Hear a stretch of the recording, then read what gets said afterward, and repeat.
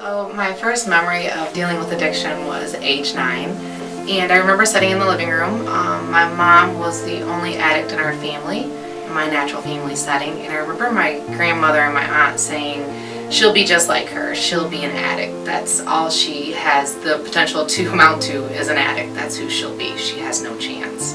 Looking forward, about 4 years later, that's exactly what I did. I started partying in high school.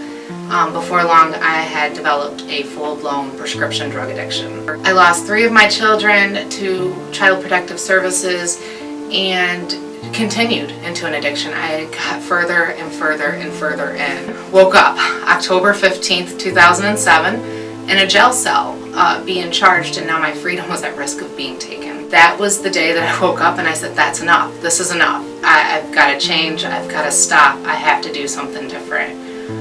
Since that day forward, I have put forth effort every single day to do something different. In 2008, I was sentenced to a substance abuse treatment facility, May 5th, 2008. Up until that point, I didn't have a problem and didn't think I needed treatment, but once I got sentenced, I was very glad to get the treatment that I needed.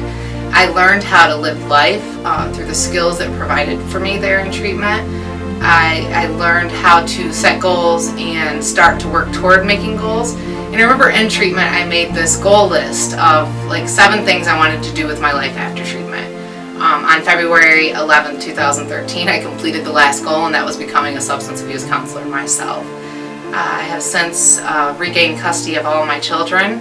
My appeals through the Supreme Court was overturned, and my children were returned to my custody and my care. Miracle in itself. I went to school and was the first generation, after being a high school dropout, to graduate with high honors with an associate's degree, then high honors with a bachelor's degree, and I'm currently in graduate school for social work, planning to graduate with high honors as well this coming year. The biggest thing for me has been, no matter what I face, as long as I don't get high, it's going to work out. No matter what it is, no matter how difficult a challenge comes at me, as long as I don't get high, the end result is going to be okay. I'm going to be okay.